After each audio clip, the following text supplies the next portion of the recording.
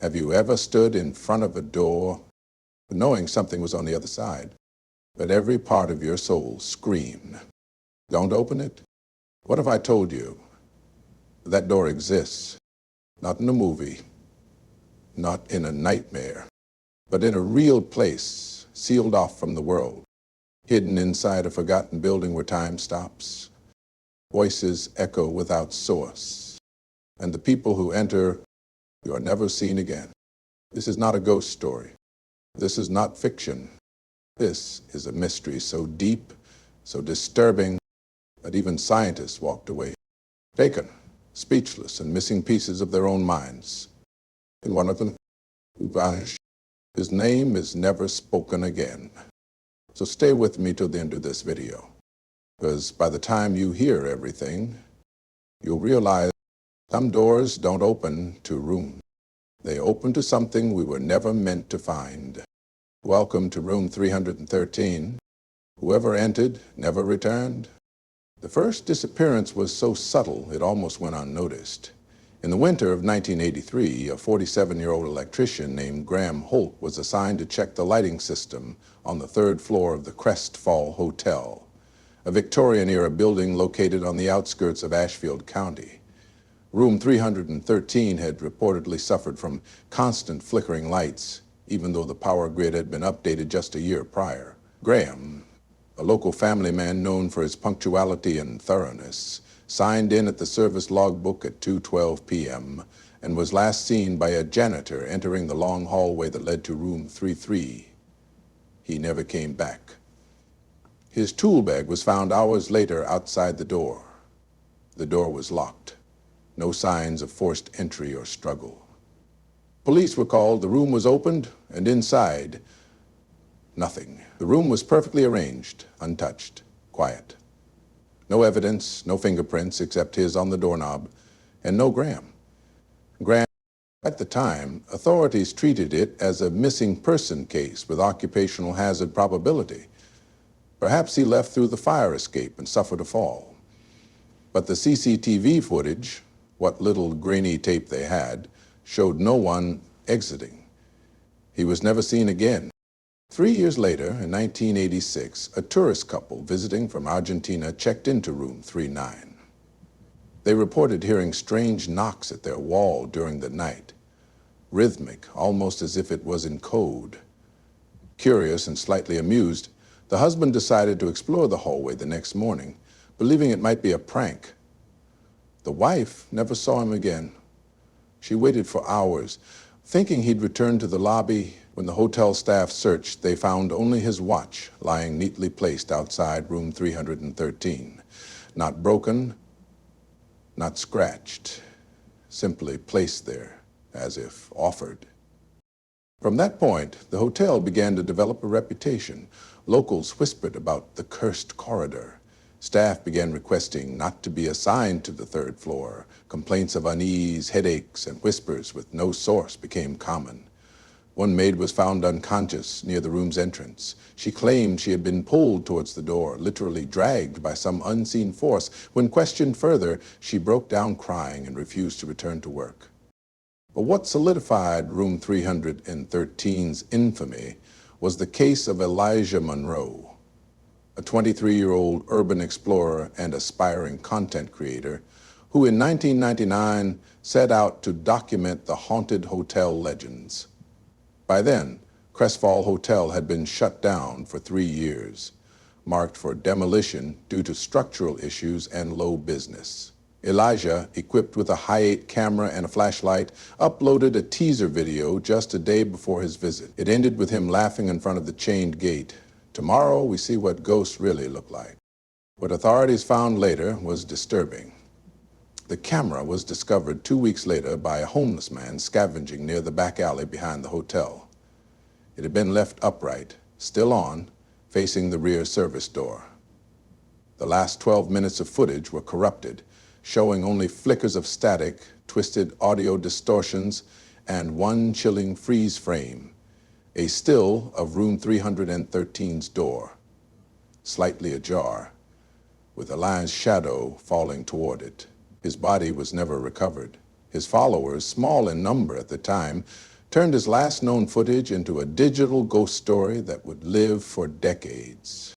By 2007, with the hotel now under government lock and warning signs posted, trespassing had become a crime, but the legends only grew.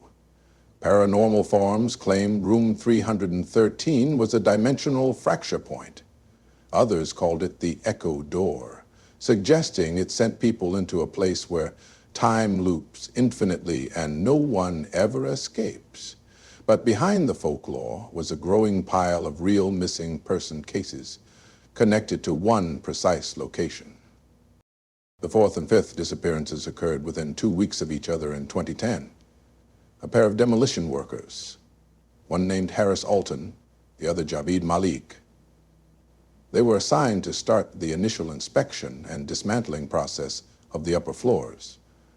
The project lead had specifically instructed that room 313 not be accessed, out of concern for structural instability. But according to radio logs recovered later, Alton reported via walkie-talkie, "I'm getting interference near the 313 hallway. Javed says there's movement inside. We're checking it out." That was the last transmission received. Their gear was found scattered, one hard hat placed directly in front of the door, one flashlight still flickering, battery drained. The demolition company halted operations indefinitely, and a private investigator hired by the families found no evidence of foul play, forced entry, or physical remains. But he did note that all attempts to photograph room 313's door with digital cameras resulted in blurred, unfocused images, as if the camera's sensor couldn't see it correctly. By 2014, room 313 had quietly become a case study for fringe theorists. A leaked document from a classified urban phenomenon report, later dismissed as a hoax by officials, suggested that the room might be part of a geospatial anomaly, where electromagnetic readings dropped to near zero and sound recordings would play back distorted, even when recorded clearly. Volunteer test subject, whose name remains redacted, was allegedly sent into the hallway while wired to real-time telemetry. Within seconds of approaching the door, his heart rate spiked, and he began muttering unintelligible phrases before collapsing. He was pulled out immediately, and when he regained consciousness, he could not recognize his own name. That incident, real or fabricated, spread through dark web conspiracy circles like wildfire. In 2017, an investigative journalist named Clara Voss attempted to publish a comprehensive article called The Crestfall Enigma, Science and the Vanishing 11. Her draft was leaked, then disappeared. Her publisher claimed they'd never signed her. Her blog was deleted. Clara's last known message, posted in an obscure online forum, was a single sentence. "He told me not to say his name, not if I wanted to come back." Her apartment was found abandoned. She was never seen again. The number 11 comes from the official count of individuals reported missing in relation to room 333 between 1983 and 2021. That number does not include those indirectly affected, individuals who suffered breakdowns, memory loss, or unexplained injuries after merely approaching the room. No official acknowledgement links the room to these incidents. Still, the building remains under surveillance, and the third floor has been sealed with reinforced plating. What makes the disappearances so chilling is the absence of any physical evidence.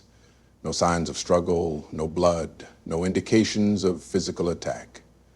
It's as if the people are unwritten from existence, leaving behind only their tools, their voice messages, their abandoned gear.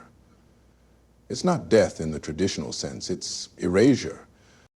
The only partial exception came in 2022, when a young woman named Dana Mirak, an amateur investigator, posted a live stream of herself exploring the building. She reached the third floor, the signal glitched violently as she neared room 313, and the live feed abruptly cut. Viewers were stunned. But 3 days later, Dana was found walking along the highway 17 miles from the hotel, barefoot, shaking, unable to speak. She was taken to a hospital. When asked what happened, she wrote just 2 words on a notepad: "He's waiting." She refused to explain further and has remained under psychiatric care since. Whether room 313 is a hoax, a psychological phenomenon, or a breach in what we understand about time and space, the pattern remains undeniable. People go in and they don't come out. Not true. The involvement of scientists in the mystery of room 313 did not begin with superstition or folklore, but rather with mounting data that defied rational explanation. By the late 1990s, the pattern of disappearances and unexplained incidents surrounding the abandoned Crestfall Hotel had reached a point where media pressure and community unrest forced authorities to acknowledge the oddities, quietly and behind closed doors. And officially, room 313 was just part of a condemned structure. Unofficially, something was happening inside those walls that warranted scientific investigation. That's when a covert team, assembled by a government-led research division, entered the story. This team, composed of physicists, neurospecialists, and EMF engineers, did not arrive with holy water or Ouija boards, but with calibrated sensors, radiation meters, electromagnetic frequency detectors, infrared cameras, and high-speed communication relays. Their objective was clear: to determine whether room 313 posed a threat due to natural causes, perhaps electromagnetic disturbances, toxic mold, or geological instability, or, if something else, something unclassifiable was at play. Their initial observations seemed harmless enough. The corridor outside room 313 was oddly colder than the surrounding floors, with no explanation in the HRB blueprints. Temperatures dipped by 6 to 9 degrees Celsius over a few meters. When this was mapped using thermal imaging, the air around the room appeared layered, as though 3 separate temperatures existed simultaneously in the same space. That alone sparked interest. The team installed motion sensors, Geiger counters, and magnetic resonance detectors directly outside the door. The readings began fluctuating within minutes. High-frequency noise, not audible to the human ear, was detected near the base of the door frame. This was accompanied by brief but consistent disruptions in radio frequencies. Communications would spike and cut, then spike again, each time producing strange staccato distortions in the audio feed that some described as voices layered over static. Technicians initially dismissed this as corrupted signal echo, but the patterns were too intentional. One pattern, when run through audio analysis software, produced a sound waveform resembling human speech. The phrase, barely intelligible but undeniably present, seemed to say, "Don't open it." After 3 days of surface-level testing, the team decided to enter the room. That decision would mark the last complete data set ever retrieved from room 313. 3 individuals, all researchers from different backgrounds, entered room 313 with body cameras, environmental monitoring vests, and synchronized biometric trackers. Each had direct links to the control room set up in the hotel lobby, where 2 technicians and a supervisor were stationed to monitor all vitals and audio feeds. For the first 2 minutes, everything was normal. The door opened with some resistance but no mechanical issues. The room appeared dusty, unremarkable. Aged wallpaper, a single bed frame, an empty wardrobe, and a cracked mirror. No signs of anything extraordinary. Then the signals began to distort. All visual feeds from the body cams began flickering. Timecode stamps jumped forward and backward. Audio became fragmented. Words like mirror, wrong, and heartbeat could be heard in bursts, but none of the team members were seen saying them. In the control room, heart rate monitors spiked wildly for all 3 researchers. One researcher, Dr. Peter Hadley, appeared to scream without sound. His mouth opened, his vitals surged to dangerous levels, and then all his telemetry went dead. The door closed behind them, though no one in the control room touched it. Attempts to communicate failed. They were called repeatedly over intercoms. Nothing. 8 minutes passed. Suddenly, the door opened again. By itself. The control team, now panicked, rushed up with backup personnel and medical equipment. The room was empty. No sign of the three scientists. No blood, no signs of struggle.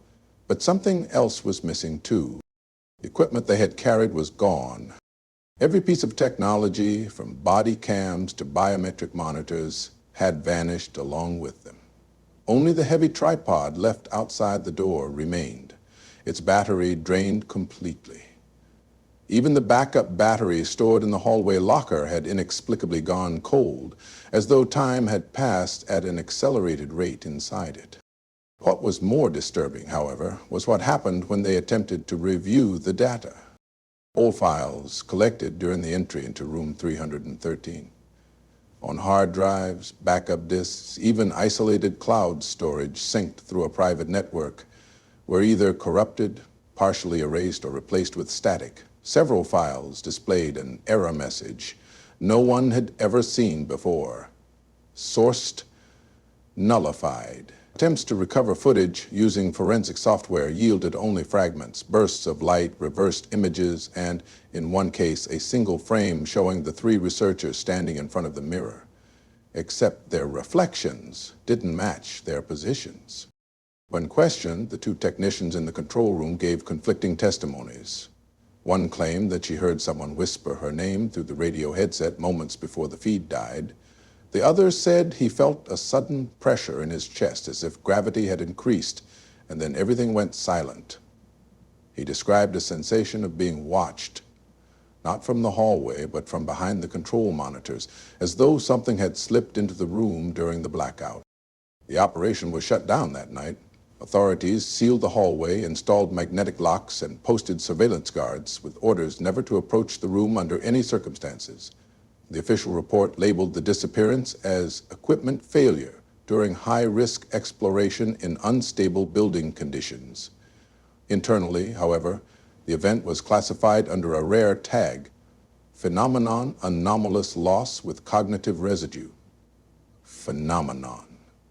Anomalous loss with cognitive residue. Cognitive residue referred to a phenomenon that one psychologist on the team mentioned during debrief. She claimed that for days after the incident, members of the crew experienced memory distortions, difficulty recalling the order of events, sudden gaps in short-term memory, and in two cases, false memories that never occurred. One technician claimed he'd spoken with Dr. Hadley 2 days after the incident, despite Hadley being declared missing and never found. Another insisted that a fourth researcher had entered the room, someone they called the Quiet One, but all records showed only 3 individuals in the entry team. The inconsistency of memory was considered the most troubling outcome. Scientists pride themselves on objectivity, evidence, and logic, but room 313 had erased all 3. Data was corrupted, timelines scrambled, and most damning of all, the people who went inside could not be found. The physical space remained, yes, but whatever happened inside could not be mapped, analyzed, or even remembered properly. A few months later, one of the technicians, out of guilt or obsession, broke protocol and spoke to an independent journalist. She described the strange auditory interference they'd captured before entering the room. She said it wasn't noise, it was language. Distorted, reversed, layered, but real. She handed over a small drive with encrypted audio files. The journalist, however, never published the story. That drive was later found in a bus station locker in Boston, wrapped in aluminum foil, alongside a note that read, "Don't listen at night, it speaks back." Attempts to decode the audio confirmed only one phrase spoken clearly amid the layers of noise: "He sees you when you remember." The scientist who allegedly cracked a theory about the room, whose name is notably absent from every official record, was rumored to have warned others not to study it further. According to a redacted field report circulated briefly among fringe forums, this individual believed room 333 was not haunted, but misaligned, a point in physical space where time, consciousness, and dimension intersected improperly, like a badly tuned signal that catches frequencies from places we were never meant to hear. After submitting this theory to an internal ethics committee, the scientist reportedly vanished. His lab notes were destroyed, his university scrubbed his name from faculty records. Even his published papers were mysteriously delisted. Colleagues who worked alongside him claimed they had no memory of the man, though one admitted she often dreamed of a face she couldn't place, a face standing outside a mirror, looking in. Since then, no further sanctioned scientific missions have been permitted in or around Room 313. The failure of equipment, the inexplicable disappearance of trained professionals, and the subsequent erasure or corruption of all collected data have rendered the room untouchable, not by fear, but by futility. Whatever phenomenon exists inside Room 313 seems to possess not only the power to bend physical laws, but to actively resist observation. It nullifies data, consumes memory, distorts evidence, and removes people from both space and record. Science, so far, has no vocabulary for this, no formula, no defense. It was a place where logic came to die, and where even the scientists trained to confront the unknown with reason left nothing behind but corrupted files and echoes of a man no one dares mention by name. And so we stand before a door that defies reason, a room that has swallowed logic, memory, and people whole, leaving behind only fear, fragments, and silence. 11 souls walked through its frame, and not one returned. Scientists tried to explain it, and their findings dissolved into static. Equipment failed, minds bent, and one man, the only one who may have understood, was lost to time, erased not just from the room, but from history itself. This is not just a story about a haunted room. It is a warning about the limits of human knowledge and the price of pushing beyond what the world wants us to know. Room 313 doesn't just consume bodies. It devours understanding. It is the unknown made real. So if you ever find yourself standing in front of that door, ask yourself, are you searching for answers, or are you just next? Thank you for listening. May your curiosity always guide you, but may it also know when to stop. Good luck. And whatever you do, don't knock.